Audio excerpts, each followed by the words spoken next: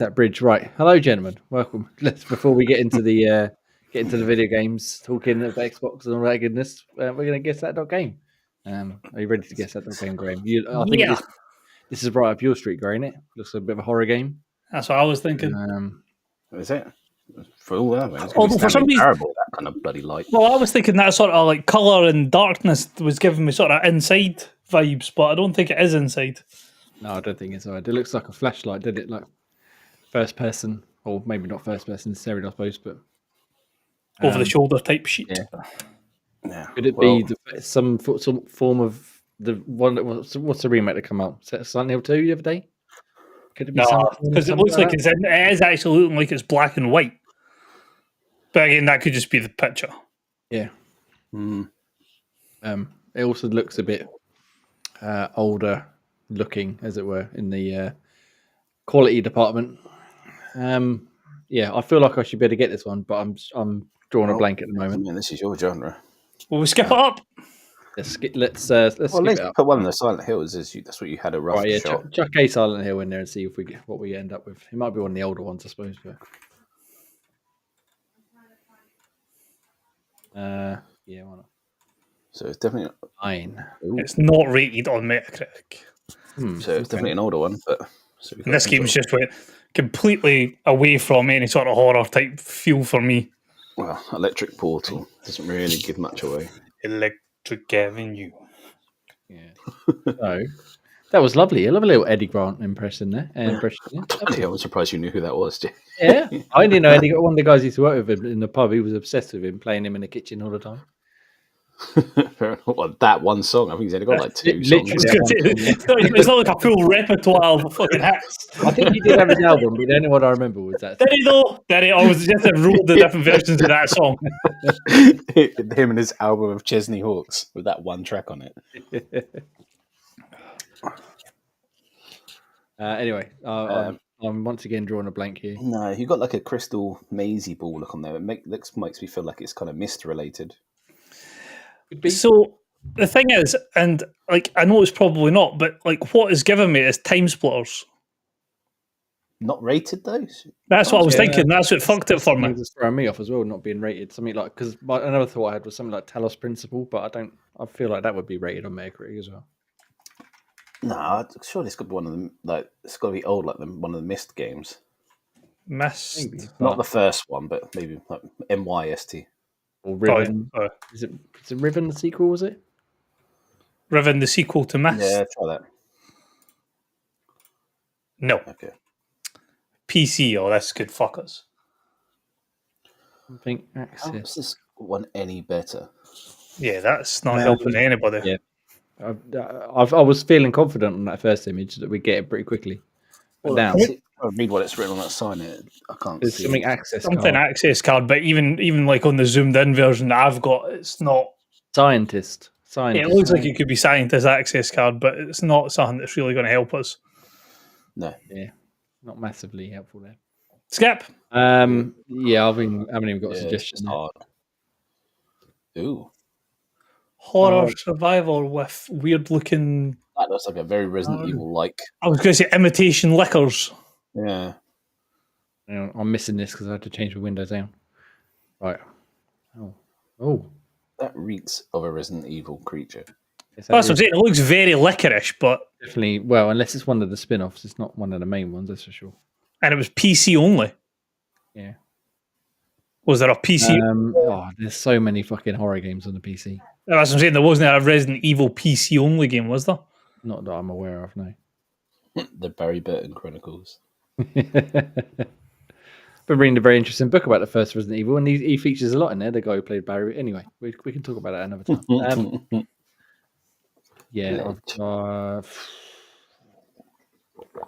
And his love for sandwiches. I'm so much lost. Again, right in my sort of wheelhouse, but no idea. Well, that looks obscene. 2017.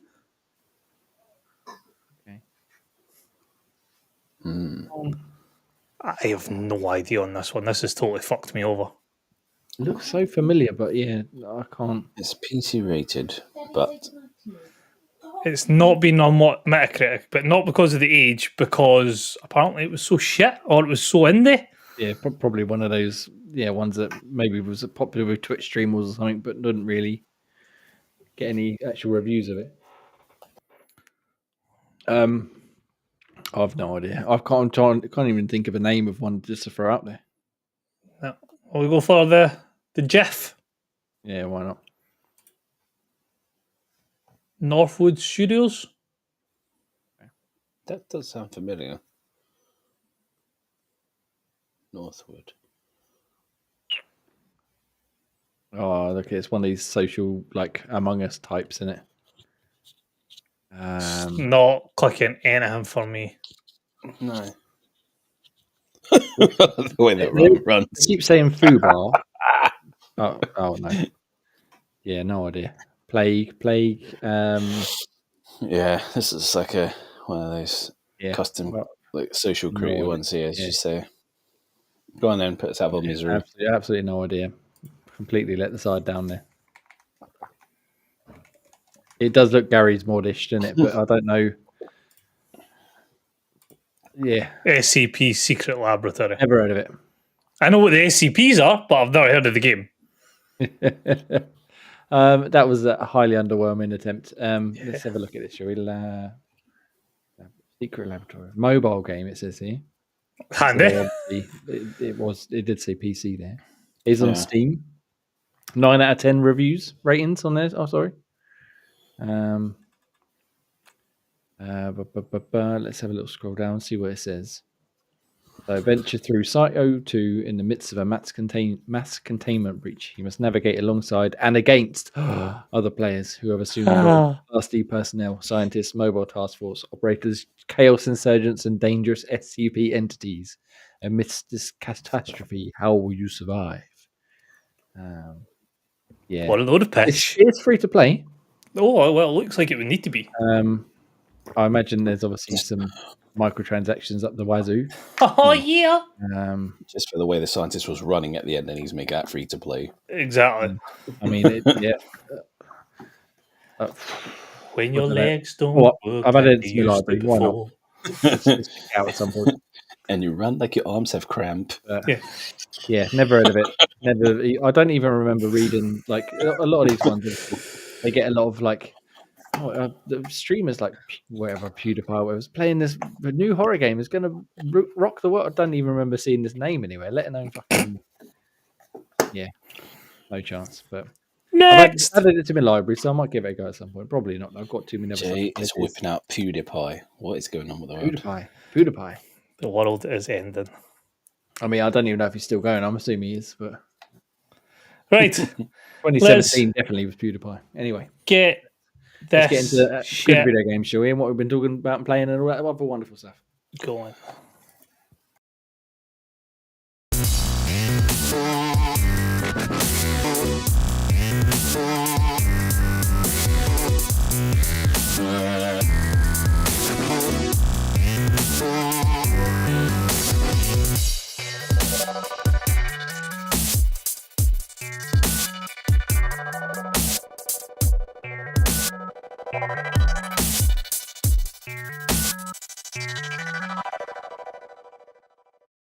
Hello, good evening, and good welcome to Xbox Tavern's X-Pod Tavern, episode 168.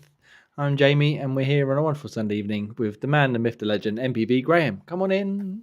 Good, hello. Good, hello. How are you? I'm certainly well. Are you even more well now that we failed at Guess the Game? Yeah, no, I don't mind failing on those ones because it's bad enough not caring if I fail on a PlayStation one because I never really played those ones, but not failing on a PC/mobile game, yeah, I feel like I live with that. That we've never heard of and never likely to ever play it.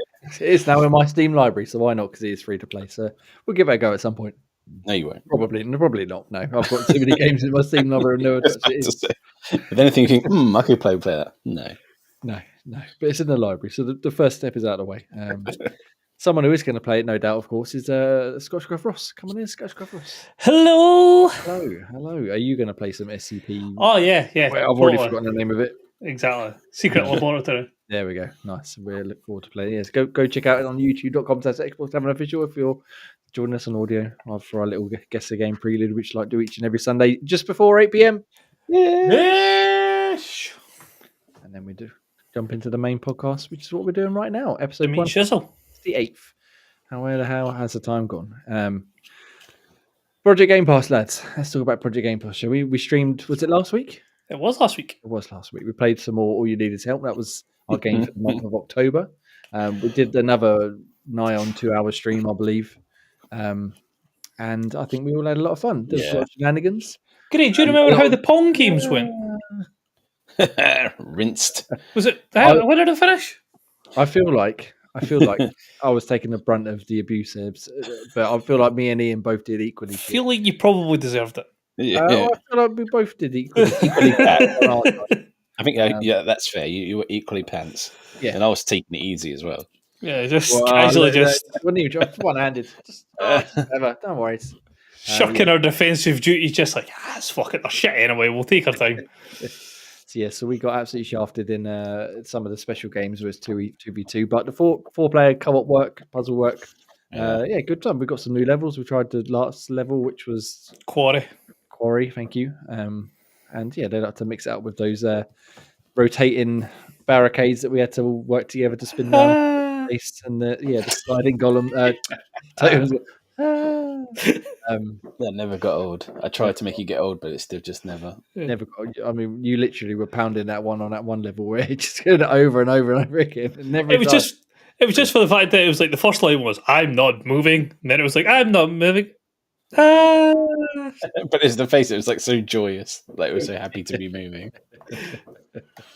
It's it's a good fun game. So we've done with that now, but we'll have a quick round off while we're here. Thumbs up, thumbs downs, everybody. All we need is help. Yeah, that was definitely a thumbs up. That was great fun. That was a great laugh. That was very good. I suspect this month might not be as joyous. I don't know. Maybe. No, joyous. I didn't say enjoyable. I said joyous. Wholesome. No, not no wholesome fun. I don't think there's going to be many. There might be a few slightly louder and more agitated sounding. One or two. So this year we're playing one game per month. Project Game Pass. Pick a game from Game Pass. We play it. It's all multiplayer stuff this year. We've done last 10 so far. We've had some ups and downs. But this month we're going to go with the big guns. We're going for Call of Duty Black Ops 6, obviously. Just come to Game Pass. And I have a feeling that half of us will enjoy it more than the other half, perhaps.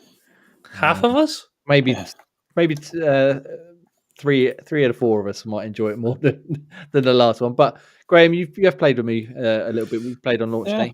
I was all right with that. Yeah, it was good fun. I was right with the beta. I mean, I expected to pull up trees, but the matchmaking so far has been okay. I haven't been with people that have been only a couple of times where we got power humped. Yeah. But for the most part, it's been relatively balanced. Yeah, and that's one thing I did note in my review, which I finally got done yesterday, I think it was. Although I don't play a lot of it, I've played, I'd guess, maybe 10 hours or so of multiplayer so far. And then not once have I felt where there's been like one team absolutely dominating or one player absolutely dominating or any weapons or whatever it might be hasn't worked out like at least somewhat fairly.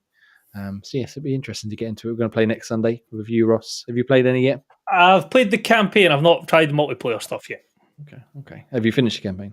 No, because of another game that came out this week and has consumed me. We can. We'll get into what we've been playing very, very shortly, but we'll get into more Black Ops then. But so we're going to play some multiplayer next Sunday at 8 p.m.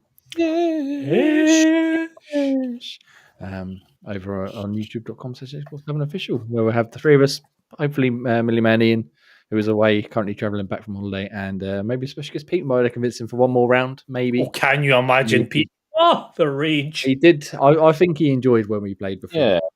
Hulk smash. Yeah. Well, I mean, I've heard some sort of the rumours about the skill-based kind of lobbying it does. It says, it tries its hardest, but it goes that if you do really crap, then you get put in like almost a bot lobby. And if you do well, you get your ass handed to you in the next game. And it's just a bit of a yo-yo experience. Up and down and up and down. We'll find your level eventually. We don't know when, but we'll find you. Yeah. You have to play it 100 games. But I think that works as a move balancer. That's like the best way to do it. It's like when you get your ass handed to you, you kind of need to I need something to sort of bring me back to this game. Go 20-0. Like, yeah, that's the fucking god tier. 0-20. Yeah. Yes, That's the last thing you need.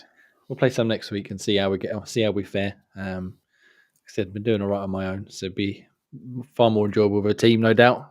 People we can shout abuse at each other when you've got more people yelling abuse at you. Exactly. There was one game I played yesterday, I think it was, and it was the mode. I don't know if you tried it, the high value target one, where one player on each team sort of is worth. Yeah, we did do that one. We did that. Yeah, one. we did that one. Yeah. Like hide on the fucking stage. Yeah, and I didn't have my microphone in, but obviously I had my headphones on, and I could hear one of the guys on our team going. He was talking to his friends in the room. Whatever. Man, my team. They literally just installed it on Game Pass. What are they doing? I don't know what they're doing. We're just dying left, right, and centre. So it's been tricky in a few times, but for the most part, I think it's been pretty balanced. But we can get more into Call of Duty Black Ops 6 in just a moment, because it is the big game of the month. Obviously, just come to Game Pass, very exciting. Yep. So, Bruce, you say you haven't played multiplayer or zombies, or you just campaign?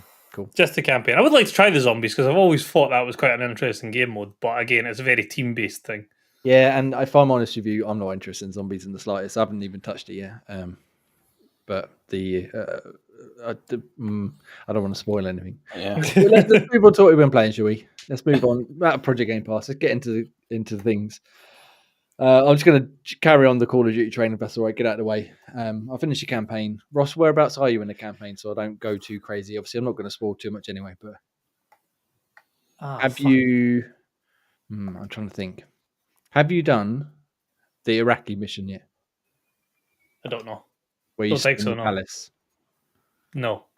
Okay. Have you done the bit? Oh, okay. You're still fairly early then, because that's like the third mission in. I'm trying to think. What have I done? I've met with a lassie who's part of like the killer group. I've met with a German boy. He's at the base. Yeah. I'm trying to think what other mission I've done. Have you found Soap? No Soap here. Soap. Spoilers for Modern Warfare 3 from 20. Don't, because I've just completed that campaign the other day. It just fucking traumatized me. Oh, what, the 360 one or the new one? The new one. Oh, I haven't played the new one. Oh, the 360 one, no. Rip in peace. Anyway, all right. Well, I'm not going to spoil too much, but there's some missions later on which I think you might enjoy more than I did. I'll just leave it at that. But the gist is the campaign fucking brilliant so far. Well, I finished it. Brilliant all over, except for one mission, which again we'll discuss when you're there, and it's easier to spoil. I really like. Obviously, they kept the Call of Duty like crazy, over the top action, like Expendables. Everybody's going in there with massive guns, firepower left, right, and center, things exploding. But they also mix it up great, and I know you're going to be super excited to play this. There's a lot of stealth missions in this one. A couple of missions where you've got the option to sneak through. You can sneak through or go in loud. A couple of missions where you have to sneak through, and then one mission in particular, which is the Iraqi one, which leads into the Iraqi storming the palace, is like a mini open world. So it plays almost like Far Cry. Like you're plonked in the middle of this map, and there's 3 key points to complete the mission. But around the map, there's all different like enemy bases, SAM sites to destroy. Scouts to find for information, stuff like that, and it plays very much like Far Cry. Like you can get to a base, sort of scope it out, and then decide if you want to try and sneak in, if you want to go in guns blazing, if you want to call in some air support, if you want to go around, from a different angle, up high, down low, all sorts of stuff. And I was really impressed with that. I thought, wow, this is because I love Far Cry, and it had the proper Far Cry feel about it, even down to where you can mark enemies with like like in Far Cry you can get like the little tags. It's the same sort of thing. You can tag the enemies so you can keep track of where everybody is. And I thought that particular open world was awesome. Doesn't take too long. It probably takes like an hour to get through it, really, if you do all the optional stuff. But if you do all the optional stuff, then when you do the next mission, which is storming the palace, where it goes all Call of Duty again, guns blazing, explosions everywhere, you get sort of helicopter support, bomber support, Yeah. mortar support, and yeah, it goes full like, haha, America, you fuck yeah, Fuck yeah! it's a tremendously fun mission, but yeah, depending on how much you've done the mission before, sort of affects how much support you get. So it's well worth doing all the side stuff. And then it goes back to Call of Duty where you have sort of more linear missions, and then there's another mission later on which I'm not going to spoil, but it's not an open world as such, but it's an open zone, and there's again 3 main points you have to complete, but they give you more options in a similar vein to another game or two that I won't name again for to avoid spoiling it. But it was like a really nice welcome change of pace once again. So it wasn't just here's a gun, go shoot everybody.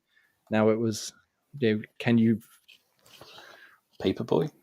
Can you you throw the papers at the enemies without them knowing you're there, type thing.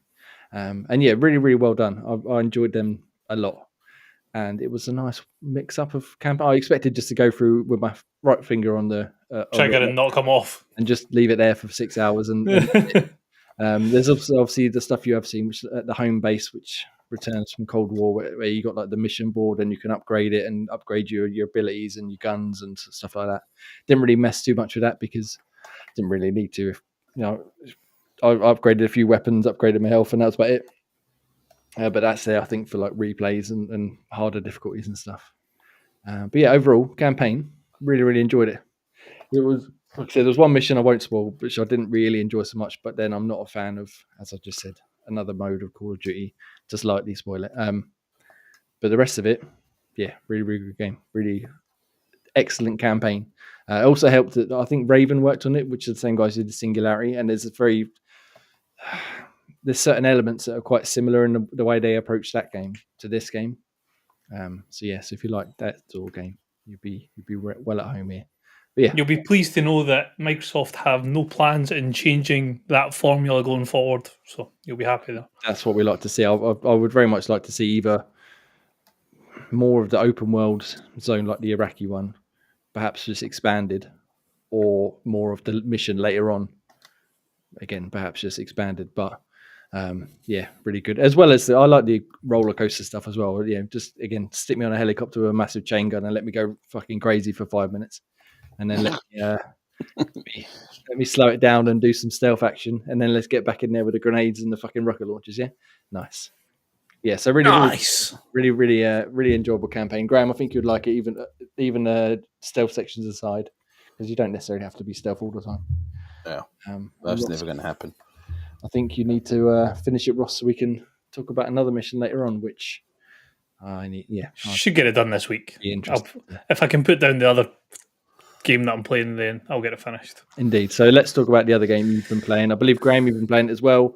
A little bit of Dragon Age. Walk Simulator 2024. So, Ross, I'll leave it to you two to discuss while I bring up the trailer, because that's my job.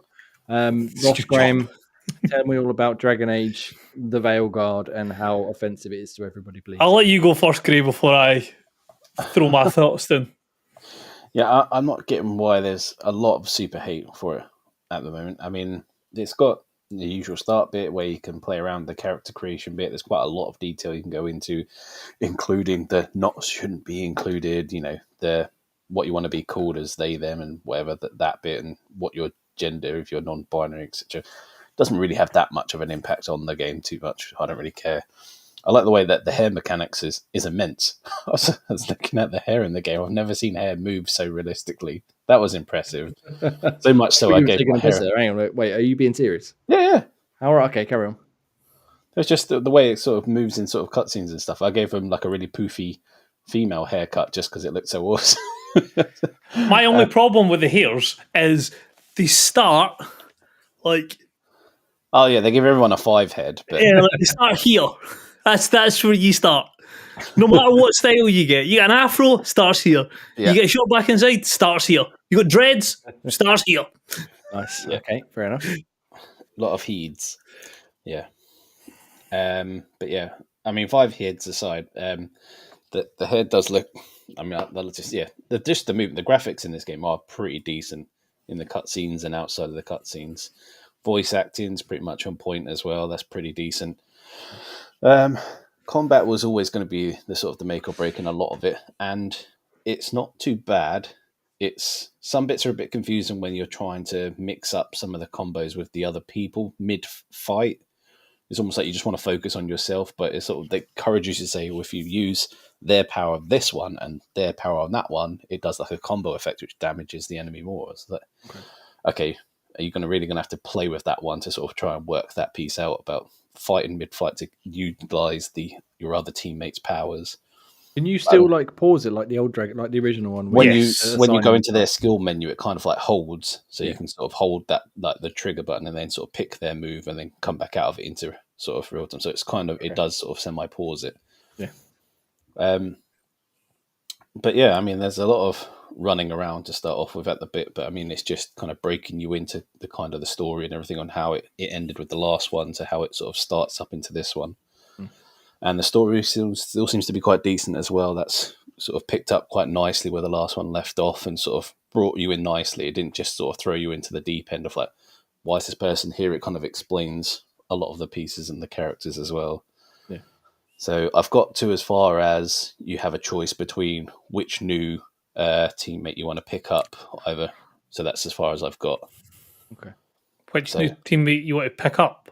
Yeah, because it said you can either go to the Shadow Assassins or something and find their person, or go to this other area to pick up that kind of mage person. So there's like two different. Right. So a choice of like it's like you have to recruit them for your companions. You can tell they're going to become companions, but you just have to find the two. And you have a choice between which companion you want to go for first. Okay. So I've literally just gone to that bit. So it's still like a good few hours in, but yeah, I mean, I'm enjoying it. It's sort of everything about it. I mean, I don't understand where the hate's coming from at the moment. Maybe Ross can explain where he's getting a little bit of bits that he doesn't like. But yeah, there's nothing I don't like about it at the moment other than a little bit of pacing at the start. There's a lot of different running around in certain areas, trying to sort of find where you need to go and the puzzle bits to solve. But that was kind of with these games anyway. They give you like little puzzles you can try to find on your way to different things, like pointing statues to look at each other, etc., to open up a different door, and aiming certain things at certain things to try and find little hidden areas, etc. That's probably the only thing I do find. You sort of find a little nook and cranny, think, they deliberately put this here, and it's like 5 gold. I was like, fucking, that's not really worth it. Or it's in a little chest. It's like chest, 11 gold. I was like, who's putting 11 gold in a chest? Seriously. Specifically 11 though, not 10, not 15, 11. But maybe the menu options is a little bit annoying. It's probably where I've got to keep trying to get to the journal. It was like, don't press start, you have to press back and then press Y to get to the journal to find the missions. I was like, minor annoyances, a little bit of a fiddly way to do the menu. So I just want to press start and get to what I need to, not press back and get to what I need to. But a lot of games seem to use the back menu rather than the start menu these days.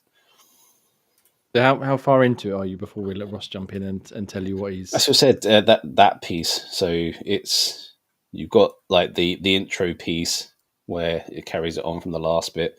Okay. And then there's a sort of a choice between the characters you have to make as part of the cutscenes, which influences a bit of others. And then you get the next phase where you have to start building your team. So that's where I've kind of got into. It's probably a good sort of maybe 6-7 hours in, maybe. Okay. That's very nice. And who did you pick? Caden over. Luckily, I mean, it's very go heavy at the front. So there's 3 ladies at the start with, and they're all pretty much okay. There's nothing sort of detestable about any of them at the moment. Not to say that won't change at the moment. Yeah, it's still early days. So a few of the older characters make an appearance. Obviously, Varric's quite prominent in this one as well. Yeah. But a couple of reoccurring characters, and time will tell if there's other reoccurring ones appearing down the line, or whether they're all kind of newish teammates that you'll find. Ish. Nice. Happy days. So enjoying it so far. I did want to try and have a quick go before we come on here this evening, but I've been too busy playing old games and other shit I've had time. But it's not something you could just throw like a quick 20 minutes into to start off with. You've got definitely not. Sort of a good hour or so just to get past the intro bit to sort of. And the character creators good on it as well. So I would spend Oh a yeah, bit I of time had on that to as well. speed through that bit. I created an elf grey warden, just very vanilla. With luxurious hair. He did have luxury. He had like a proper poodle poof on the top with like side and a tail poof. It looked so awesome just by bouncing in the cutscenes. I was like, that's pretty cool, but it doesn't go with his sort of deep elven voice. So I had to. Luckily, you can go to a mirror and switch it out. So I've given him a bit more of a mohawk mullet thing. Okay. Fair enough. Well, I look forward to seeing some in-game clips and pictures of him at some point very soon. Ross, Is there? are you as positive on it as Graham is right now? Ooh. Yes. I was waiting for the I don't know what I was waiting for. Something more explosive than a simple yes. No. I am wholeheartedly enjoying it. I am probably breaking the 20-hour mark in it, roughly, I would say. I haven't found a fault with it as of yet. I am not minuscule brained enough to be affected by things like people want to be classed as non-binary or trans or gay or and just because these fucking reprobates on the internet that go on about it. Dragon Age has been one of the most woke games since the very first one, when there was gay characters in it, and then in the second one where there was trans characters in it. So just because it wasn't cool and trendy to throw the word woke about, just get off your fucking high horses, you intolerant shits. But this character wants to be called they, them, and I can't do it. Who gives a fuck? You're playing as a fucking elf that can shoot lightning bolts at her penis. Yeah, I mean, I don't want to give them too much time, but yeah, the amount of shit I've seen of people being like, it's a fantasy game. It should be more rooted in reality. Did you just hear That is reality, you fucktard. It should be men and women and orcs and goblins and dragons, and not trans people. There seems to be an agenda to try and cancel some of these kind of big gaming companies that really sort of put it on. But yeah, no, I don't get it. I mean, I kind of saw it with the Star Wars Outlaws bit, where the game was a bit buggy, and I could see why they called it a quadruple A game, and it was buggy, and you can't really do that. Yeah, that's fine, but you can't cancel a game because it wants to have inclusivity. Yeah, this one, they've nothing to say on this one. There's no reason why they can hate on it. It's pretty decent. Out away from those fucktards, no, I'm really enjoying it. The companions so far that I have got one more companion to recruit. I was just about to do that mission before I came on the podcast. I've not dealt with one of the other companions because, like I say, I've literally just got them. But the ones that I have dealt with so far, brilliant. I've really enjoyed the new characters. I was a wee bit apprehensive at first with the whole animation. I thought it went a bit too cartoony when I seen it, but when you see some of the landscapes and some of the areas that they've designed, the character face models, yes, are a wee bit cartoony animated, but the places that you visit are, wow, just looks beautiful, absolutely gorgeous. The combat, for one of the few times playing one of these games for a first playthrough, I haven't went a warrior, which is where I normally go. But when I seen that there was a mage class that you could essentially have like a blade and magic at the same time, I was like, nope, sign me up. Sign me up for that shit. So I've got like a fucking elemental dagger and magic orb type shit, and you just blast folk for a distance and then close the gap and wipe them with your blades. So far, really loving it. It's nailed one of the... Now, I'm not putting it in the same category as Mass Effect in regards to how great it is, but it does something that Mass Effect does, and it has big action consequences. Look at that! It looks like somebody's putting fucking two big sewing bits on top of the head. Told you, that's glorious. More glorious than I could have possibly imagined, Graham. Well done. Yeah, boy. It was just so luscious. He's got that is I didn't mean to impressive. rail you, but I had to share it as soon as Graham sent it over because look at that. that is spectacular. I definitely need to play this game now, I think, just so I can make some more luxurious hair like that. Anyway, carry on, Ross. Sorry. I forgot you've blown my train of thought. You know, with we're that. going to compare it to something. Yes, Mass it Effect does. stuff, yes. It does something that the Mass Effect games do really well, and has like consequences to your actions. So like I've just went through a bit where there was a massive consequence to like picking one or the other. That's why I was asking Gray when you mentioned that. There I was like, oh, you maybe at the same choice, but Yeah. it's a different consequence. But no, I'm really enjoying it so far. I like the mechanic of like it's basically activate and detonate, is like what Gray was saying. So like one of your players puts like a status effect on somebody and it's like bubbling away, and then the other person like detonates it so they get like massive frost damage or fire, and it's just like the visuals of it are cool as fuck. And so is I don't want to say executions because it's a bit brutal for fantasy, but like they call it knockouts, or no, they call it knockdowns. Knockdowns, that's what it is. So like you hit the like right stick in, and they do like a cool animation to Kind like of like finish in the guy off. Warhammer. You Yeah. click it in and you can do like finish them off basically that way. Oh yeah, okay. But so far, really, really enjoying it. Liking where the story's heading. Liking, as I say, all the characters. I've actually like one of the main people that I've got in it. Spoilers before I mention it, is one of the characters for the previous game. You can have as like a companion in this one, and I'm actually really enjoying her in the party. And then one of the other guys that you get fairly earlier on is like fucking ridiculous in regards to some of his abilities. So no, so far to me it's probably my game of the year so far. There is still obviously a couple of games coming at the tail end of the year that could tip it, but as it stands so far, it's definitely up there for me.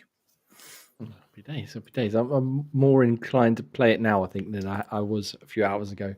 But I don't know when I'll get time, but I would like to play it. I've got to play Secret Laboratory first. Once I've got that out of the way, and done my social deducing on Steam, then I'll play some Dragon Age. It sounds good. But I know special guest Pete's enjoying it. I did hope he'd make an appearance this evening to talk all about it, but he must be too busy saving the world of Theodus. Yes. Check Jay, it's fucking flying. I only remember that because I read an Edge interview of this game a few months ago. Do you know what that stands for? Theodus. They base it on the Dragon Age setting. So the DAS. The more you know. I know. See, fountain of useful knowledge. I am. Anyway, very, very, very good game. So Dragon Age. What's it called? The Veilguard now, isn't it? Yeah. Yes. Do you? One more question. You have 3 party members, including you still, or is it 3? Yeah. So you and 2 other wonderful companions to smash it up with. Nice. I shall investigate this shortly at some point, maybe in a few weeks when I get time. Nice. The Dragon Age. When you get time. I'm seriously. I don't know why I do it to myself. I just start a game, and then before I get anywhere near the end, I'm like, do you know what? I should start 2 more games. Jay, do you remember? I was like listening back to it. Obviously, we didn't have last week's show on the audio, so I was listening to the week beforehand when it was just me and you. Yeah. Do you remember 2 weeks ago? 2 weeks ago. I don't remember yesterday, but yes, carry on. The 2 games that I started that week. Because of mods. Oh, it was Baldur's Gate and fucking Starfield, wasn't it? Starfield. And now I've then started playing Dragon Age. What the fuck is wrong with me? Yeah, I mean... 300 hours worth of gaming right there. Yeah, we don't make it easy on ourselves, do we? No, we do not. We don't make it easy on ourselves. So I need another futuristic game because I've got 2 fantasy sword and shield type games, and I've got 1 shooter fantasy games, futuristic games. I need another futuristic game to balance it out. Well, Call of Duty could be that one. There we go. You know, it's sort of semi-modern day / futuristic, I suppose, in the spy tech. Graham. Yes, I have a small tidbit about the Starfield one as well. Because I did the Shattered Space expansion. I've gone through all of that now as well. Okay. So that was all right. It was shorter than what I thought it was going to be, but it was kind of all right. And then randomly, I think it was about a couple of days ago, I got a message from Xbox saying, "You've come number 1 or you've come first in our Starfield, expansion competition entry." And I was like, "Oh, what?" Okay. What did you enter? I do. There was a little advert thingy on like the dashboard where you can enter it, and it says play Shattered Space for a certain period of time, and you get entered into a prize draw. Woohoo! And Did you want to watch? Oh no, I won £7 Xbox credit. Oh yeah! Go on, son. Go on. Fucking get in there. Why £7? You've paid for like a third of the expansion, the season pass, whatever it is you bought. I was like, oh, that's wicked to win, but why 7? That is a very specific amount. I don't know if it sort of rolls over from when they used to give away, like the Microsoft points. Yeah, because they used to give away like 800, which I think was about £7. And I don't know if they've changed that. They just never bothered like rounding the amount up or down. I was like, is this a spoof? I had to literally go in and check my like payment options in there. I was like, no, it's definitely £7. Somebody's taking the money out of the account. Fuck. Yeah, randomly £7 credit. Yeah, well done, Zay. Well done. Have you got any grand plans for your £7 winnings? Not just thought it was quite weird just because I completed the Starfield expansion bit that I got that. But yeah, well, fuck it. Good things come to those who wait. Well done. Well done. You've enjoyed. And I remember why I stopped playing that game as well, because I got to a stuck point where on Tau Ceti 3, I think it was, where you get more powers, it's broken on that world, and that world V3 or something, there's Tau Ceti and Tau Ceti 3. Both of those worlds are broken. You're supposed to scan the anomaly. There is no anomaly on either world, so I can't progress it. And people like there's loads of like Reddits about it, and they say, "Oh no, I had to restart my game to get past that." I was like, "Wait, bloody doing that now after being so many." Fuck that. Yeah. Now you can take your £7 and go buy a game that works. Leak. Yeah, there we go. You said there we works. There's no it work. works. It's a working game. Anyway. So yeah, well done, Graham. You are the champion, the true MPV of Starfield. Yeah, we could have to add that to your title. £7 winner. £7 winner. Oh yeah, That's such a misleading message. You've won the competition. I was like, oh, this could be pretty cool. It's like £7 credit. I was like, not really winning. How was that first place winning? It's nothing to sniff at, is it? Nothing to sniff at. Well done, sir. Well done. Okay, right. Well, let's move on from Dragon Age and Starfield and all sorts of gambling propositions, shall we? And let's talk about another video game. I'm going to jump back in very quickly if it's all right. You've not got much of a choice, so you're going to have to like it or not. I'm playing Life is Strange, double exposure. I love Life is Strange. Anyone else Life is Strange fan? No. I don't think so. No, I didn't imagine so. Yeah, rest Too of woke. double exposure. Is it too woke for you? Is that what it is? that's exactly what it is. Yes. Got a lesbian in it. I don't want this. What? Is she at least an elvish lesbian? She's not. She's just a run-of-the-mill regular person. Fucking hell. Yeah, outrageous, disgusting behaviour. But it's a very good game. I'm really enjoying it. I think I'm towards the end of chapter 2 out of 5, I believe, at the minute. But Max Caulfield is back. Obviously, there's going to mean nothing to you two because you don't play Life is Strange. But she was the main character in the first game. We haven't seen her since. I'm interested. They're sort of like teasing, wrapping up the conclusion of that game because at the end of the first one, there was choices of slight spoilers, probably big spoilers. You can either save the girl or you can save the town they live in. And obviously, that's quite extreme options. So they've kind of glossed over it by saying that the girl is no longer around. And the town has been destroyed. But I'm intrigued to see if they actually sort of show her at any point because I chose to say that she was alive, that they just broke up. So I don't know if she's going to make a reappearance at some point. But we'll find out. But yeah, she's in a new town, new setting, new characters. And one of her friends gets killed very early on in the game. Just as her powers seem to be manifested once again because she used to be able to rewind time. And this time, instead of rewinding time, she can go into an alternate dimension. So after her friend dies, she sort of reawakens her powers, goes to another dimension where she's still alive, and then there's a mystery going on there that will then relate back to who killed her friend in the other timeline, I imagine. So I've not finished it yet, but it's very good, very interesting. Good writing, lots of wokeness in it, tremendous, lovely stuff. Lots of wokeness. Again, it's another one like you guys were saying, Dragon Age. There's been so many people online because there's like I said, there's gay people, trans people, all sorts of stuff, and it's just enjoy the fucking game. It's a great game. That's the reason lots of wokeness. How many they thems out of 10 does it get? So no, really good so far. Because I want to carry on playing it and get it finished this week, but I can highly recommend it. And if nothing else, it'll be game of the year for this. Apart. Hot sauce. You're the only pick-me-up I've had the last day and change. Damn straight. I would also like to say that coffee machine is almost identical to the one that I have. There we go. See, double game of the year. That's the first game ever to get. I played it for the coffee machine. But yeah, really, really good game. Thank you, hot sauce. Thank you, hot sauce. How do we live without you? Exactly. That's all. That should be everybody's motto in life. She said, "Thank you, the bomb hot sauce." You lose your mind. Yeah, that's a different level of hot sauce. But yeah, so yeah, good. Life is Strange, good stuff. I'm really enjoying it. Let's go to. Let's have a look here. I'll tell you what. Let's go to Graham next because I want to save the best till last. Graham, Necro Story. You've just reviewed it on Xbox.com. I did. This is a strange little game. It's quite well drawn. I mean, I like the artistical style of it. It's quite refreshing to see sort of an old school kind of hand drawn game like that, and it's kind of got an interesting take on combat. I mentioned it in the review bit. It's halfway between turn based and kind of like strategy attacking.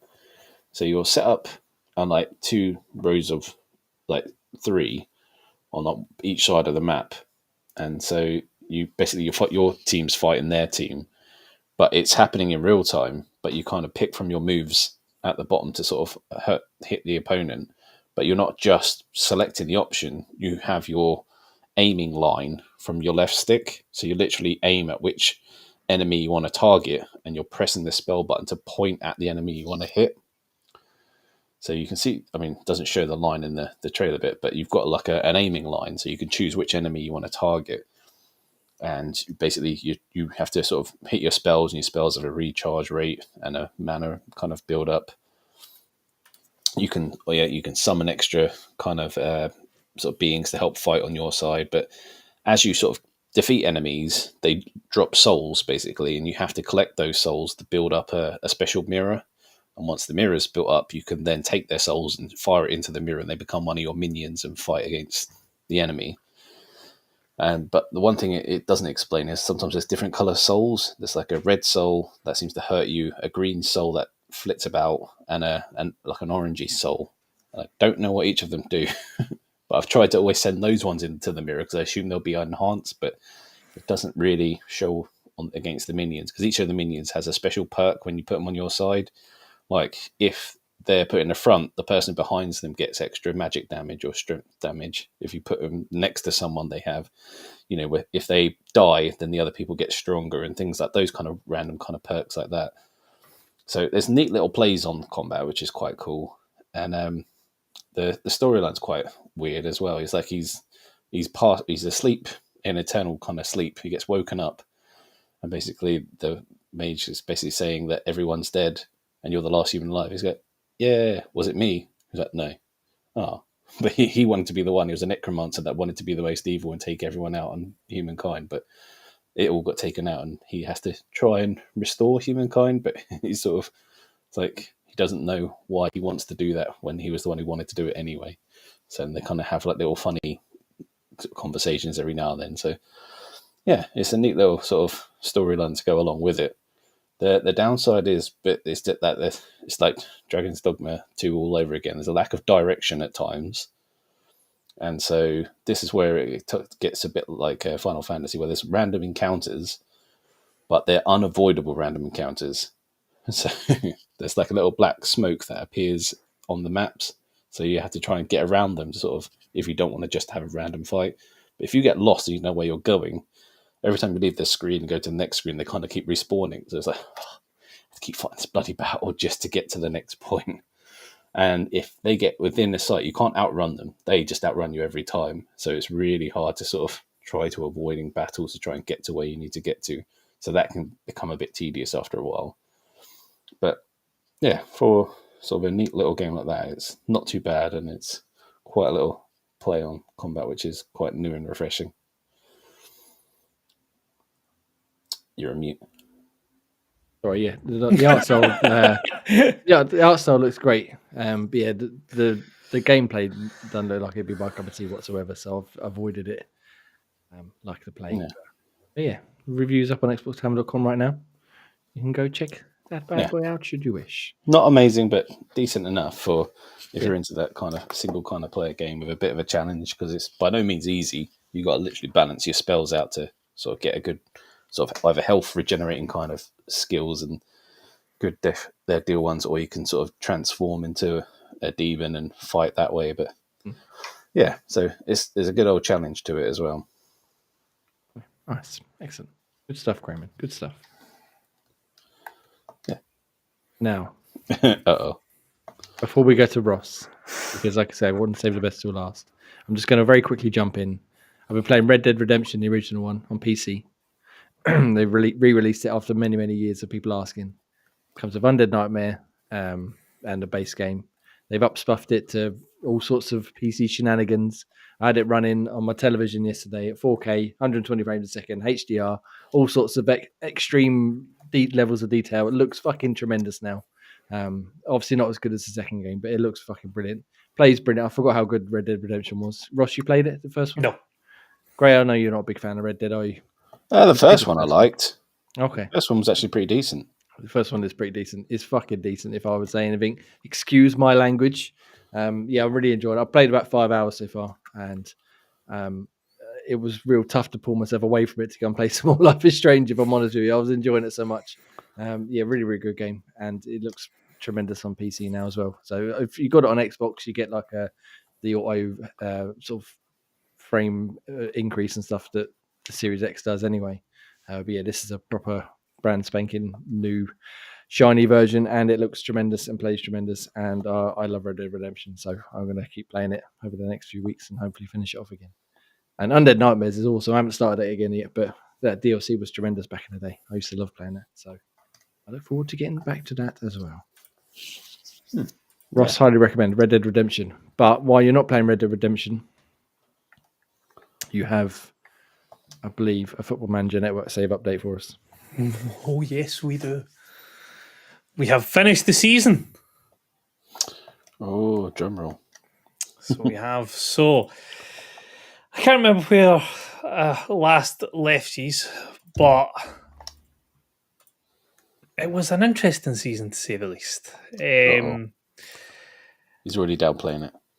Yes. I'm just trying to pull it up on the sort of the history of it. But basically, Brighton led the league for about 29, 30 weeks of the season. Is that your team? Yes. Thank you for asking that, Graham. I didn't want to make a fool of myself and ask it, because at this Well, point, I I felt just like want to know, is it sad because he was leading all this way and then he lost it in the last game or something? I didn't lose it in the last game. No, I did not lose it in the last game. But basically, the game, the league turned around, shall we say. And it all started at home, Brighton v Bristol City. An absolute barnstormer of a game. Brighton were 2-0 up, within... Sorry, that's the wrong one. We had a Carabao Cup final, so sorry, I forgot about that. Bristol City won the Carabao Cup final. So 2-0 up after the first 11 minutes, and we're thinking, well, here we go. It's 2-0 already. This could be a cricket score. Bristol City dragged it back to 2 each. And I was like, oh, fuck, here we go. And then, right after half time, 3-2 Brighton. I thought, right, this is it. We'll tighten up at the back, keep it all sensible, and we'll play at the game. Till our captain got sent off 2 minutes later. Was he playing proper football, was he? He was. Straight red card, free match ban. So down to 10 men against Bristol City is never going to end well for you. So the game ended up finishing 5-3 to Bristol City, which essentially, there was still quite a few games to play after that, but essentially handed them the league. there was probably about 10 games. In fact, no, is it even 10 league games left? 1, 2, 3, 4, 5, 6, 7. 7 league games after that, but that put Bristol City pretty much in an unassailable position. I then drew to Leeds in the following game, which again sealed my fate. And then the game technically went down to the last game of the season, but they had like a 25 goal swing in regards to goal difference. So it was basically done before the last game. But there was some shenanigans in the save. So I was in the FA Cup final against Arsenal, and at 2 each, the game froze. Ooh. Now, our previous save went back to the last game of the season. So we couldn't restart the save because that would have taken us back then. So the only way to get through it was just to sort of force the game through. So from the 65th minute onwards, I had no control of the game. And Arsenal got a 92nd minute winner. So I technically lost the final of the FA Cup, but There was some shenanigans. it's expunged from the records, and certainly in our heads at least. So Brighton finished the season trophyless. Bristol City ended up with a treble. They got a Carabao Cup, a league, and a Champions League. And we are now being dragged into the most obscene and ridiculous competition in the world, which is the Club World Championships, which started 3 weeks after the end of the season in the middle of the international break. So I had 46 players on international duty at the start of this tournament. Wow, that's ridiculous. Yes, he was the same. I think he had 30 odd players on international duty as well. So that's how I started the competition.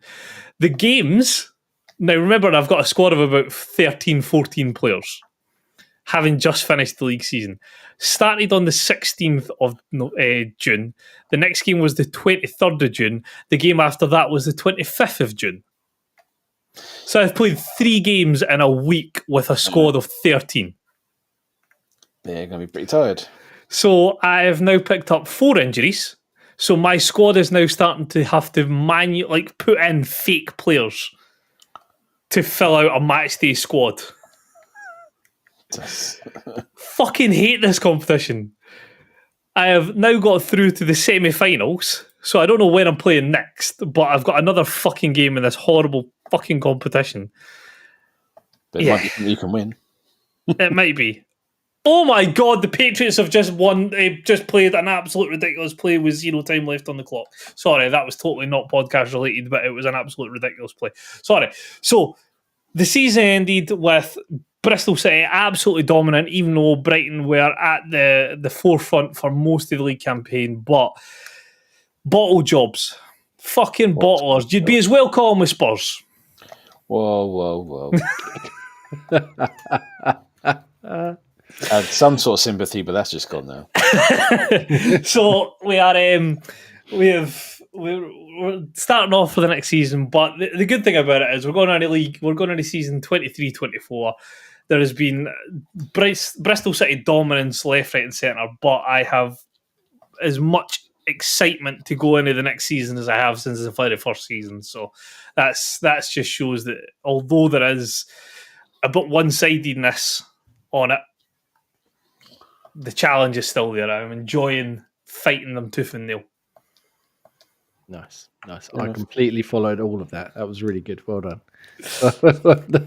I have a question about this tournament. Are you playing other players, or is it just between you and your friends? It's the Club World Cups or Club World Championships is a real tournament in real life. So we're participating in that because of our European sort of winnings over the last few years. So it's a ridiculous fucking tournament that should not be in the game, but hey-ho. Hey-ho, it is, and you're having a great time. Nice. Well, great times. Not at the moment. I'm not having a great time in this fucking tournament. We'll get some more updates in a few weeks' time when we're back. Sorry, I fucking almost forgot. Go on. We've got a live session on Wednesday. There is it'll be the Champions League draw. I'm going round to his. There's dominoes involved. There's big screen TVs for HDMI cables to get all set up for the Champions League draw. There'll be music getting played for it. It's a big fucking festival. Very nice. With just the two of you. Full out. So we'll give you live updates as the draw gets made.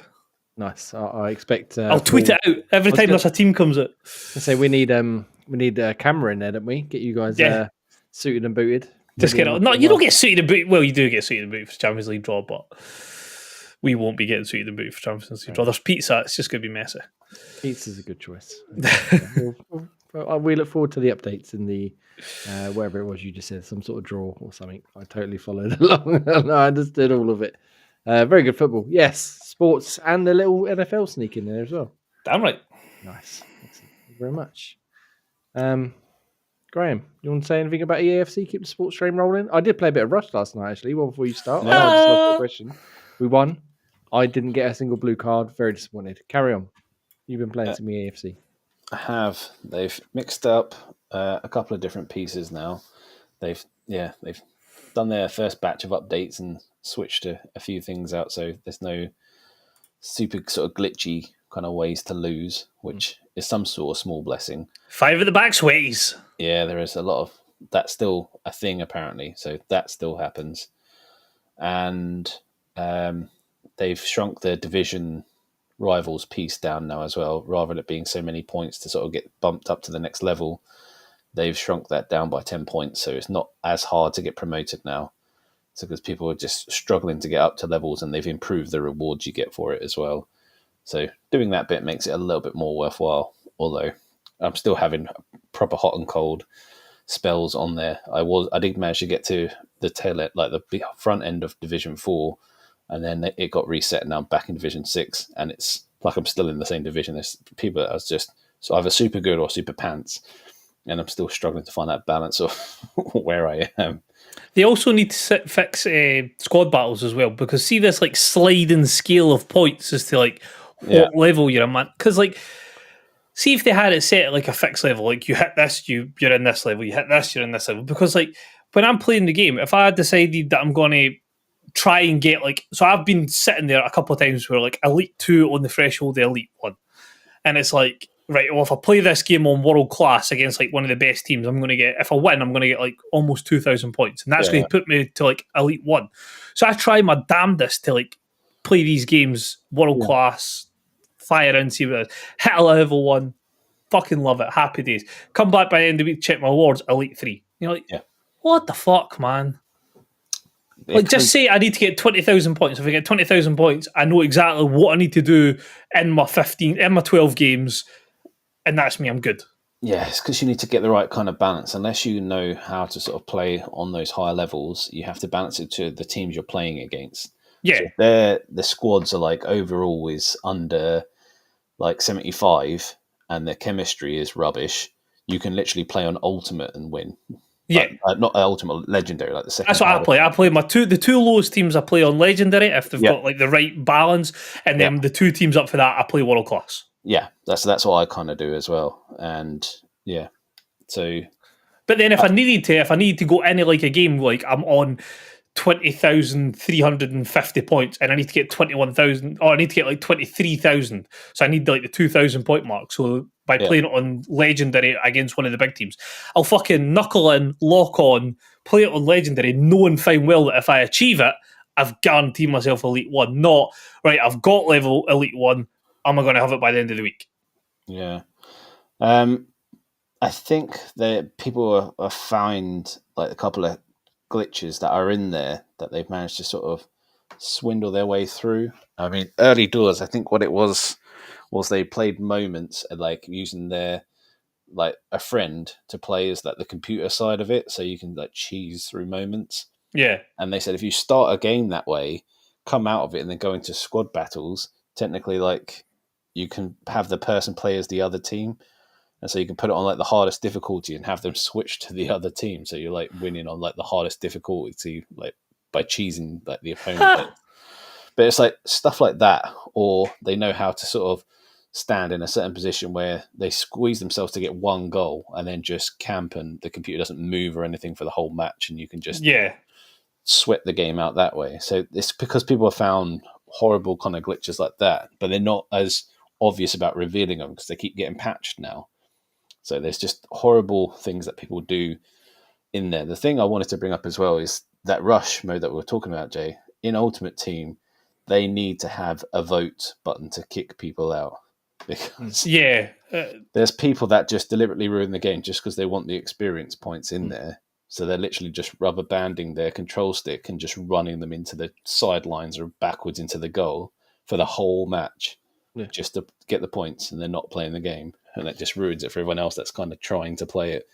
Because one of the objectives is just to play the match, but there's other objectives like score so many goals or get so many assists, and it's just you have to do that, but with a man down, spazzing into the corner. And if he spazzes into the wrong area, he's just playing everyone on side, and you just like one match I lost like 18-1 because I can't do anything about it. Everyone's on side, and they got an extra man. It's like, what can you do?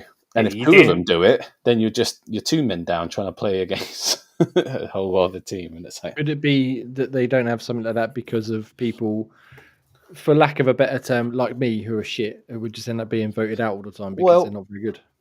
There's one thing to kick out like crud people, but then I don't know what you need to do as like a way of minimum contributions.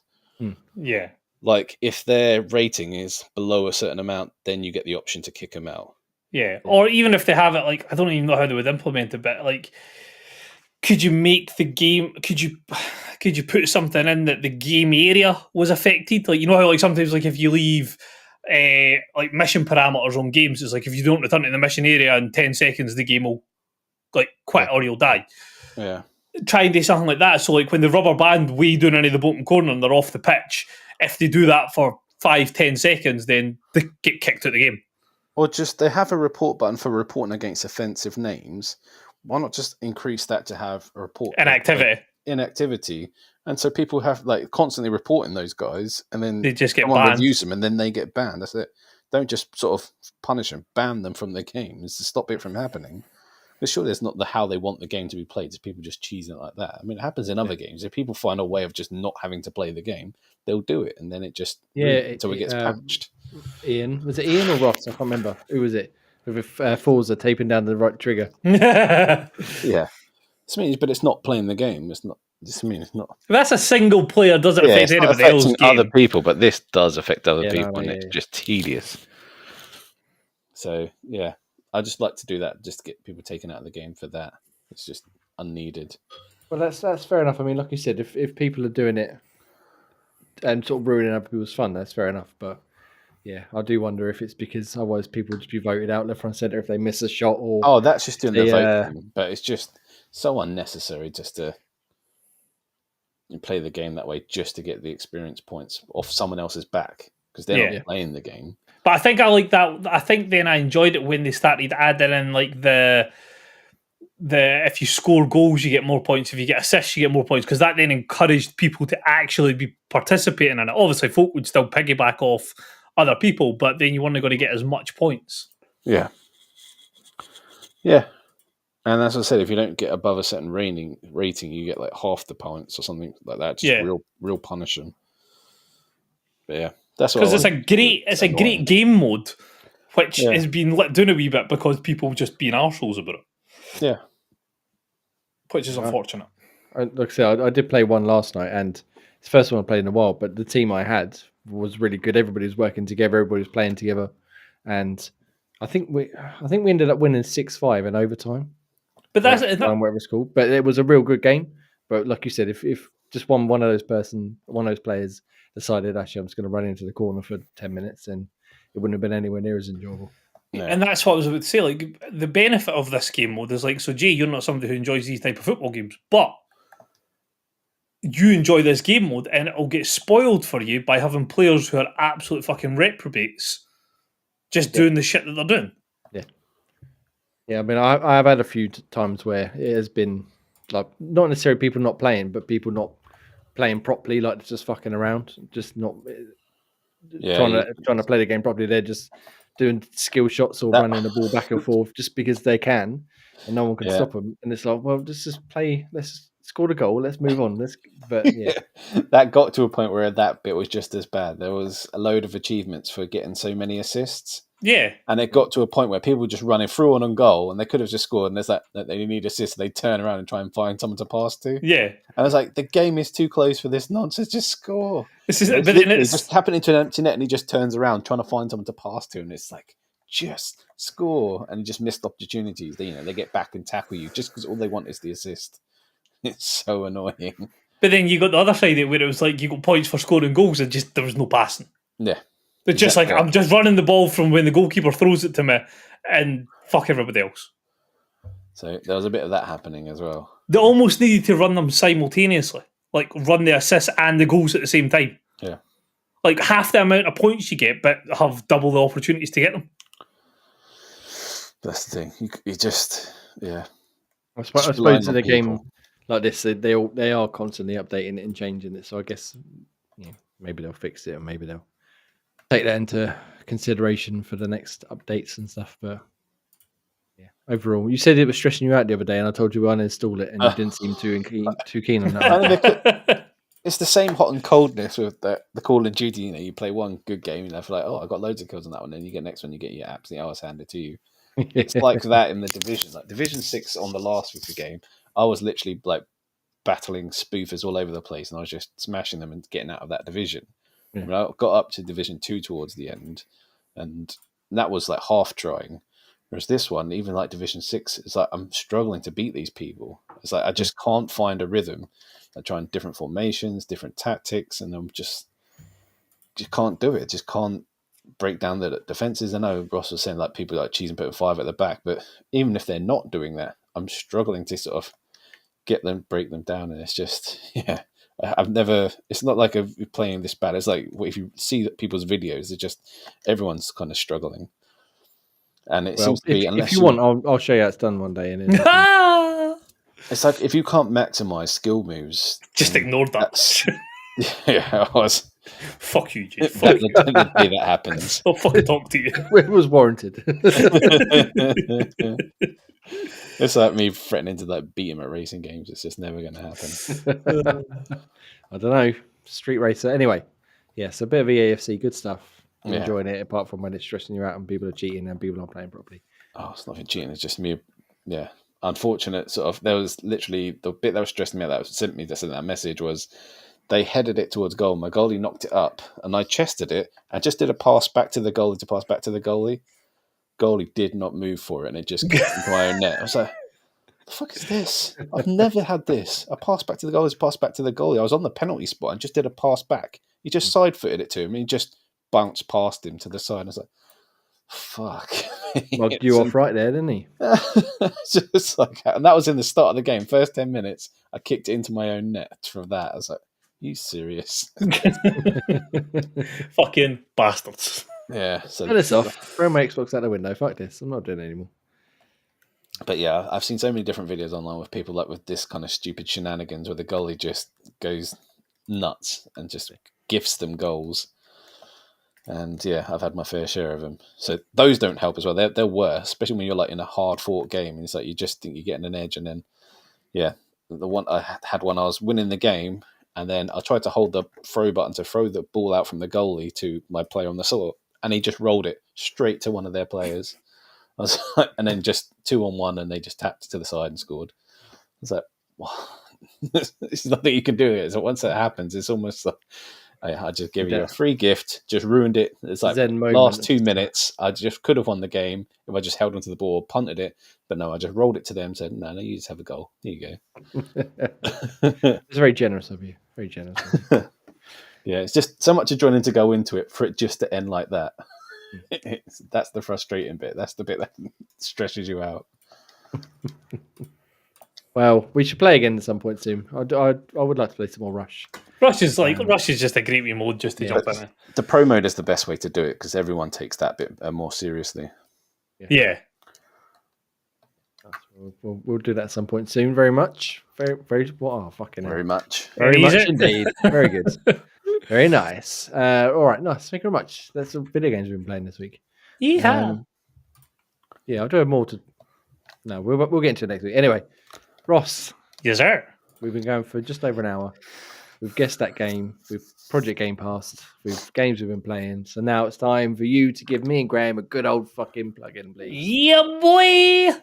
So Insert Coin Clothing, if you use promo code XBXTVRN, you can get £5 off orders over. Fucking hell, easy for me to say. £50. Socials have been running along the bottom of the screen throughout the show. You can find us on all major social networking sites such as X, TikTok, Instagram, Facebook, wherever it may be, and you will be able to find us either at Xbox Tavern or at Xbox Tavern Official. Written reviews can be found over at xbox.com. Jay will have a list of those later on in the show. Don't go to xbox.com, go to xboxtavern.com. That's what I said, didn't I? You tried to send them to xbox.com. We're Did not I quite miss the that. tavern? We're not quite that ingratiated with Xbox. Shit. Although maybe we Affiliate should him. see if we can get it to redirect to xbox.com. Yeah, pick them up. CD Keys affiliate link. If you can jump over there using our link, it means that we get a wee kickback from any purchases that you can make. The Dragon Age is the one that I will throw out just now. You are getting the super deluxe, super fancy, awesome edition for the same price as you would buy the base version on Xbox at the moment. So if you want all the extra skins and weapons and things like that you get from the deluxe edition, then you can definitely save yourself a pretty penny by doing it that way. Apple and Spotify podcasts, if you would like to jump over there and leave us a wee review, 5 stars would be greatly appreciated.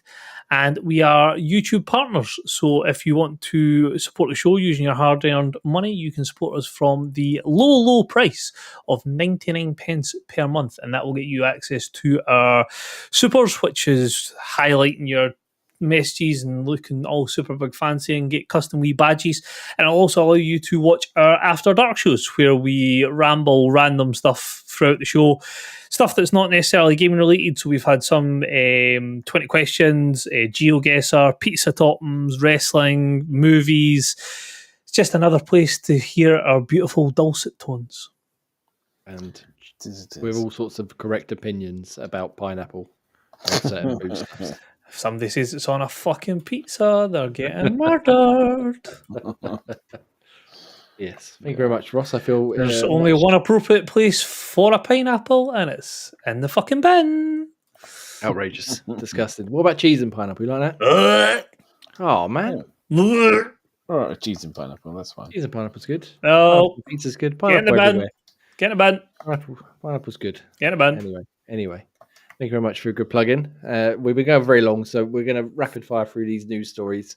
There's not a tremendous amount of interesting stuff out there this week, but there's a few bits. So Black Ops 6, we'll go back to that wonderful game. Biggest launch, apparently, ever. According to, I was looking at the word and I was like, it can't possibly be the biggest launch ever, surely. Biggest And launch then, ever. Yes, so Satya Nadella, the old CEO of Microsoft, touched on the game's performance during the Microsoft first quarter earnings call on Wednesday, and he said it was the biggest Call of Duty release Ever. Whip out the old Chris Jericho there, setting a record for day one players as well as Game Pass subscriber add-ons or ads on launch day. So more people have subscribed to Game Pass via Call of Duty than I think the previous record was Starfield, although they don't actually specify numbers. And then he also says on PlayStation and Steam, sales are up 60% year over year. And then he goes into business stuff, which I'm not interested in reading. They also use Activision Blizzard have given Xbox a big old bump in their money's coming in 43% up. I mean, yeah, money.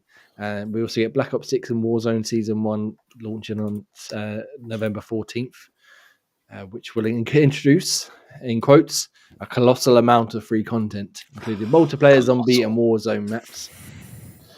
And then we also get Nuketown, which is out now, I think. They added it on Friday. And they also released a new infected multiplayer mode recently as well. I mean, it was expected to do the big stuff for Xbox in Game Pass with it being included day one. Obviously, they wanted that big subscriber bump. It sounds like it's done the job for now. Does anybody know anybody who has just signed up to Game Pass to play Call of Duty, or by any chance? Perhaps someone you work with, or Ross, anyone in your immediate vicinity that's not an Xbox gamer? Nope. No. Likewise, I did have one of the guys at work who he's not a gamer in the slightest, and he was asking. He does try, bless him, and I appreciate him asking me questions, even though I can. When you start talking about Football Manager, it's like how I feel Football Manager. When he asked me a question and I start talking, and I can tell he regrets it immediately, but I keep going anyway. He was asking about it, and I was trying to. You could subscribe to Game Pass and try it out, but that's not going to happen. But yeah, I mean, it's obviously done the job for a lot of people. I wonder how many of them people will stick around in 2 months, 3 months when they've finished playing multiplayer, and obviously they've done with the campaign and stuff. But it seems to have done the job. And I mean, considering how poor was it Modern Warfare 3 last year, was received, this one is exactly what they needed. I think not only to bring Call of Duty back, but to then do it with day one in Game Pass, and also have it on PlayStation and Steam, and have it just do gangbusters, the biggest launch ever. Yeah, I mean, Call of Duty is known for basically being the biggest launch of every year, almost every year, except for the last 2 years or so, I think. So they're back on track. Keep it going. More good stuff, please. You also put another story in here that apparently more than 50% of Xbox Series X and S users played Black Ops near launch in the US. So that's a hell of a lot of people at least attempting to play it, not necessarily completing it or spending a lot of time with it, but playing it. They say this analyst, Matt Piscatella, I've heard of that name before. It's at 52%. I know that guy. He's a cunt.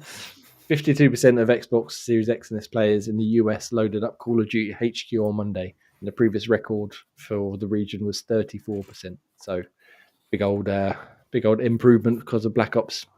Actually, that's one thing. Call of Duty HQ, the whole menu system. I fucking hate. What a pile of wank that is. Yeah, I fucking hate it. I understand why they do it. I don't agree with why they do it. I wasn't trying to be negative there, but when you started mentioning it, I was like, it's fucking useless. Awful. Because they try and cram, obviously, I think they got 6 or 7 games in there, and the Warzone and zombies and everything else. And they're trying to get you to buy season passes and upgrades and all this sort of bullshit. I bought, I didn't buy, I got gifted a review copy, but I bought Black Ops 6. Just let me play fucking Black Ops 6. I'm not interested in Modern Warfare 2, 3, Cold War, Warzone, all this bullshit. If I wanted them, I would have clicked on them. Just let me play Black Ops. And yeah, it's the menus can fucking get in the bin, but luckily the game is mostly worth going through the hassle to get there. So yeah, so it seems to have done the jobs. Ross, you can play it. Graham, do you have any interest in playing the single player? I know we spoke about it earlier on, but is it something that floats your boat? Maybe. As part of the best value in gaming. Yeah, as I'm not paying anything for it. I mean, you said it's not a massively long thing anyway. It probably took me 6 or 7 hours. I was going to say 6 or 7 hours is what I've been seeing bandied around.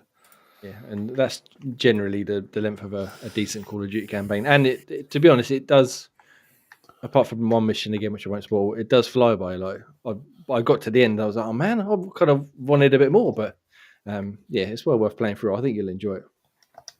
Yeah, I mean, for that, as it's not a massive amount of time. I mean, if it gets to a stealth bar, I might have to bail out, but if it gets too stealthy. Well, most of them you can go in either or. There are a couple where you have to be stealthy, but they don't go on too long before you're allowed to start shooting people in the face again. So, okay, fair enough. Yeah, it'd be good. But yeah, so it seems to be doing the job for everybody. It's a good game. Good game. Yeah, so Black Ops 6. We're playing next Sunday, like I said, at 8 p.m. Yeah. The multiplayer action. See if we can get, like I said, a few of the other guys in to join us as well. Another game we would do around the old Xbox Tavern Towers part here is Gears of War. Gears 6 is nice. a long way away. Yes, but Rod Ferguson was on the podcast Unlock this week talking about Diablo 4 and the DLC because it was episode 666 of their podcast. And our good friend Ryan McCaffrey, hello Ryan McCaffrey, who joined in our quiz one day. Ian loves him. So I was talking to talking to him about Gears of War and stuff because he used to run the studio back in the sort of original trilogy days. And it was a very interesting interview. He got into some stuff that you probably wouldn't have expected him to in terms of like behind the scenes stuff. But he did say the original plan for Gear 6 was to move away from Sierra and discover the rest of the solar system, and also the decision at the end of the game, slight spoilers, of whether you just save JD or Dell. He pushed for that, but they had no real plan, as it were, for when it come to Gear 6, what they would do or like in terms of picking a canon version, other than they wanted to see like what the players picked and perhaps go off of that. But he said it was pretty much 50-50 across all the people. So it fucking ruined the whole thing. Fucking so, right off the game. Ideally, if everybody had picked JD, for example, they could have easily just gone with that. But they got left with oh shit, now what do we do? And then he was like, right, bye, I'm off to Blizzard now, and just left. So it's his idea, and then he fucked off. Obviously back with Microsoft now, but yeah, he's not working with Gears anymore. But it was a very interesting interview. It went on for about an hour or so. I'd highly recommend listening to Podcast Unlock there. But can I just squeak out another Carbine? Oh, come on! Come on! we got to get some more of the family in there, because we had Anthony, Benjamin, and was it Clayton? I think it was Clayton, the last one, yeah. Because we've had the ABC. Yeah. So we need to have a D Carbine. D and all the rest of the alphabet. But yeah, he seemed pretty interested in like the idea of E-Day and going back to like a prequel, but obviously he's got nothing to do with it, so he's sort of looking at it from an outsider's perspective these days. But yeah, like I said, very interesting interview. Go listen to it on Podcast Unlock if you're that way inclined. And yeah, so we could have possibly had sort of interplanetary Gears of War, as well as finding out whether Dell or JD survived. Ross, you obviously you finished Gears 5. Yeah. Who did you save? Dell. Yeah, I can't remember because I've done it both ways, because I played it with Ian and I played it on my own. And I'm pretty sure we saved Dell with Ian. So I think I saved JD on my own. But that was purely because I panicked and was like, I don't know. There was no bias in it. So I think I probably would have to save Dell if I'd had more of a time to think about it. But good stuff. Fair enough. Sorry, Graham, we've ruined Gears 5 for you now. No, you didn't. I'm pretty sure you had this discussion before, and I think Ian was whinging about JD being a moody one and kept complaining about the lady. Yeah, I wasn't a big fan of JD. Yeah, I think like I said, it was like, how can you have Marcus Phoenix produce such a little cunt? Like, how does that work genetically? Even his mum isn't a moaning face cunt. Riding the coattails of his dad too long. Jeez, But yeah, so we'll see. We've got Gears of War Day coming out next, and then Gears 6 way further down the line. Assuming that Xbox and Microsoft still a thing at that point. Go back to Dragon Age quickly. Yeah, apparently aren't making any DLC for the Veilguard. They have now shifted entirely to the next Mass Effect, which we will also see in 6 to 10, 15 years. Probably. Don't. I mean, how long has it been since they revealed it? And then how long was it? I mean, Dragon Age of Veilguard took 10 years to come out after they rebooted it halfway through.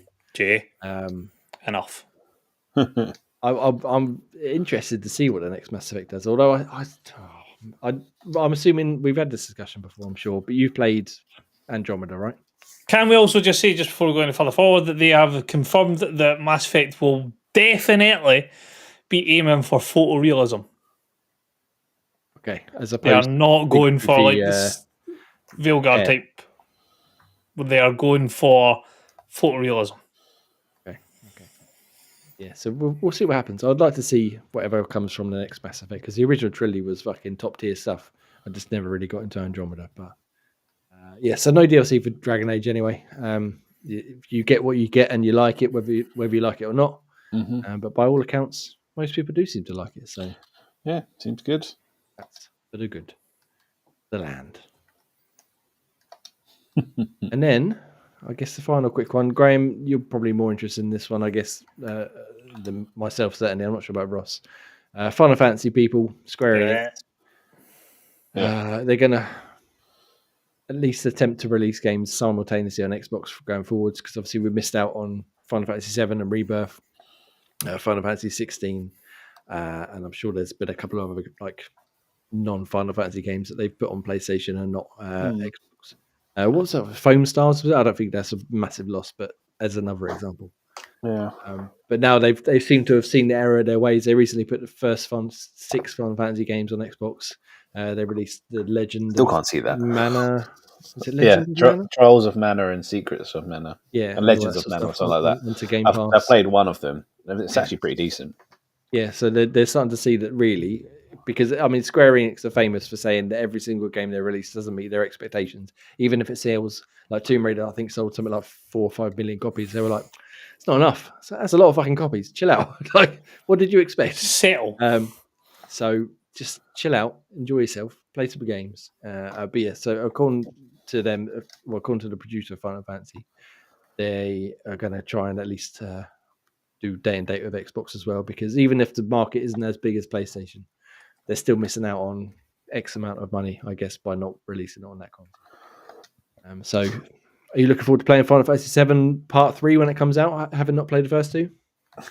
Yeah, the Part 3. Yeah. No, I'm not too fussed about that one, to be honest. It's been... Have you seen much about Final Fantasy 16? Because I feel like that would be more your bag, but obviously it's only PlayStation at the moment. I don't know, because 15 was the one with the 4 guys, I think, and that really sort of killed me. It was a proper... Yeah. I got really hyped for that game. I was like, right, fucking current, like, it's the first Final Fantasy that I'm going to get day one, and I'm going to enjoy, and I'm going to really get in at the Final Fantasy series, and this is what's going to do it for me. Ah, fuck. It's just, I hated the combat on that one. It just teleporting up on a ledge. I was like, oh, it's some sort of vampire goth gonad, and I was like, ugh. And the other guys taking pictures, and the other guys getting into cooking. I was like, what is going on? I walked into like a posh lad's car ride, and everyone's just annoying. It's like, this isn't. However, the animated film that went with it was fucking incredible.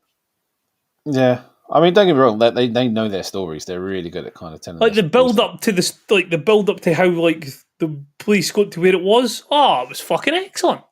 Yeah, I don't doubt that for a second. The storytelling has always been immense, but that game just wasn't for me. So maybe I'll give it a shot anyway. See what the next one was about. Because even the one before that, the 13, I think it was the non-online one, which had like lightning and rain and those ones. That was a bit meh. I think I only did the first half of the game, and then it opens up in the second bit, and I was like, I'd already lost interest by that point. It's I don't know. Maybe I can get into the newer ones, but we'll see. I think 16 is supposed to be more of a traditional Final Fantasy game. I think it's like more real-time combat, but it's got a lot of love, so it might be up your street. But one day we'll get it on Xbox, maybe, and then you can check it out. Unless you want to buy yourself a PlayStation in the meantime. But I highly doubt that's something. No, thanking you. It's a simple no. Good work. All right, that's about enough. I don't think there's much else particularly interesting. There were some previews went up for Indiana Jones this week. I saw, I think Xbox On and Podcast Unlocked did a preview and stuff of it. Sounds interesting. Sounds like it's really good. Out in just over a month. So I'm looking forward to playing that at some point very soon indeed. And Stalker 2's out this month for us. You excited? Yeah! There's so much. There's not enough time in the day to play all these fucking videos. I need to complete 3 fucking 65, 70-hour games before Stalker comes out. Yep. It's not gonna I am fucked. Not going to happen, but we're looking forward to playing that on the 20th, I think it was in November. But yeah, other than that, we got some more exciting things in the meantime to play, including, like I said, Black Ops next Sunday on YouTube.com/Tavern 8 PM. And all the issues in today. I'll give you a quick rundown of some reviews we've had up on Xbox Tavern recently, and then we can get into some other bits and pieces to round off the show. Obviously, Graham's Necro Story review went up earlier on today. Our Black Ops 6 one went up yesterday. Farewell North from AJ, as well as Predator Hunting Grounds. I feel like that would have been a good Game Pass game had it come together. Oh, definitely. Not there yet. Sonic and Shadow X Generations review from Corey, as well as A Quiet Place, which I spoke about last time we spoke, Ross. Yeah. Finished that and reviewed that. Really enjoyed that, actually. By the time we got to the end, yeah, tremendous fucking stealth horror game. Highly recommend that one. So yeah, go check all them out now. Graham, Yes. it's time. I feel like I should have wrapped it into the segment earlier on, but I forgot. Tell me all about your best pool. To be honest, it's hard because there hasn't been anyone massively impressive to note. Wow. I think the best it got was a Team of the Week, Car Choi, who's the female French left wing, left back. Her card is not too bad. Goes for 100 or so kind of points. So not the end of the world. That one's all right. But yeah, I haven't had much luck in my pools recently. I did get a Chiesa, a Liverpool Good man. new signing. So he's only kind of an 84, but he's actually quite highly sought after. He's very highly sought after. So that one's not too bad. But I mean, there's a lot of promo codes that are kind of out, and the ones I've got were pretty cack. And livid as I am, I did the SBC to get one of the sort of rush players that you can do. That was the last promotion that's just gone.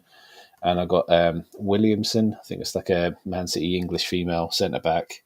And then a few days later, the same challenge came out again. I did it again. Got exactly the same person. So out of about 20, I got the same fucking one. I was like, I would even accept a cruddier one, just not the same one.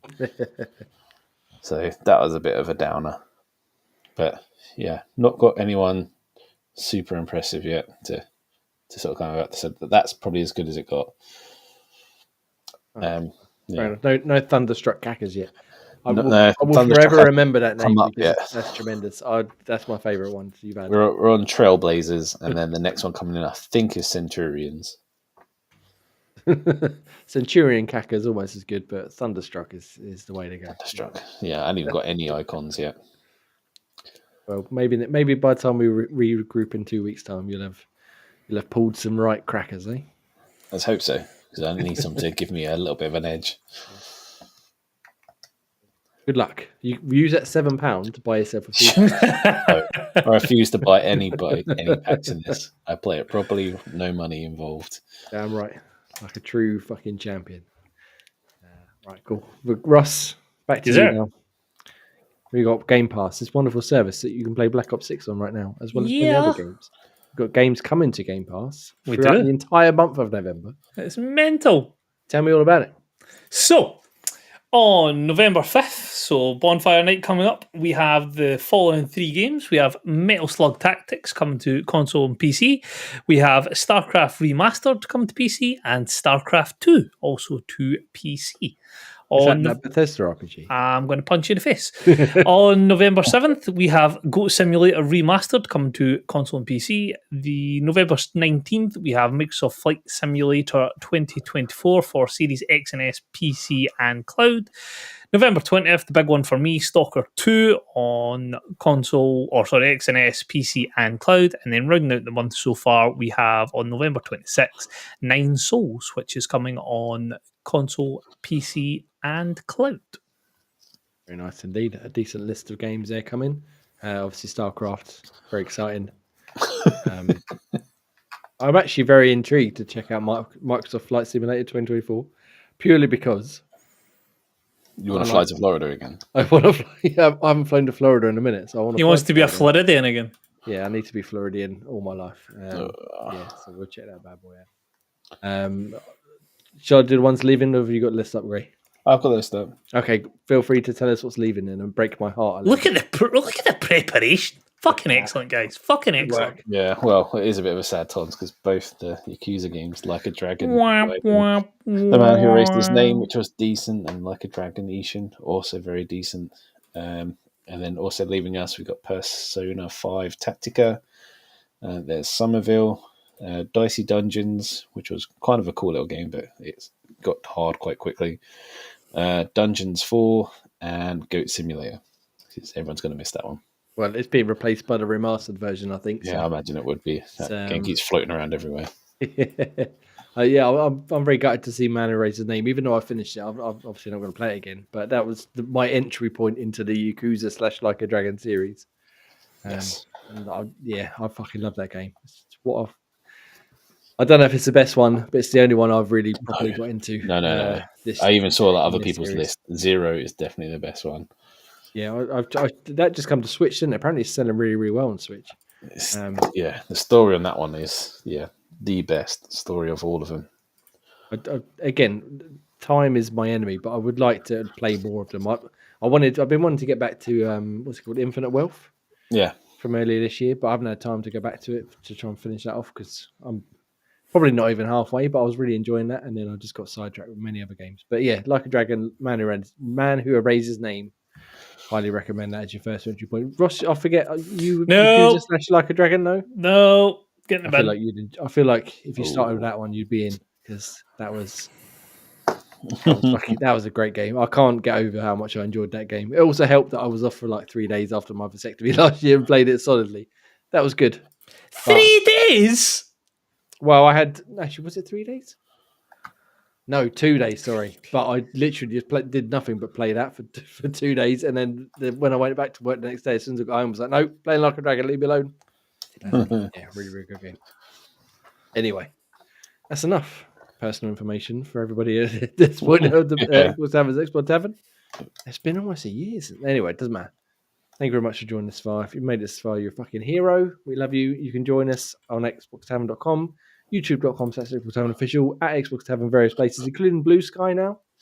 So yeah, go follow us over there. I keep meaning to go on at that. I've fucking not done it yet. A new version of Twitter, which is slightly less functional, but a lot nicer place so far, as well as everywhere else you can find us. You can find myself at Enexan on the old Twitter. I'm not joined a new one just yet personally. You can find Graham. Not even Twitter anymore. It's X. It's Graham Reaper. I refuse to call it that. And Ross. Scottish Gruff. And for now, remember, hashtag be nice, you cunts. We'll see you next week for some Black Ops 6. And goodbye.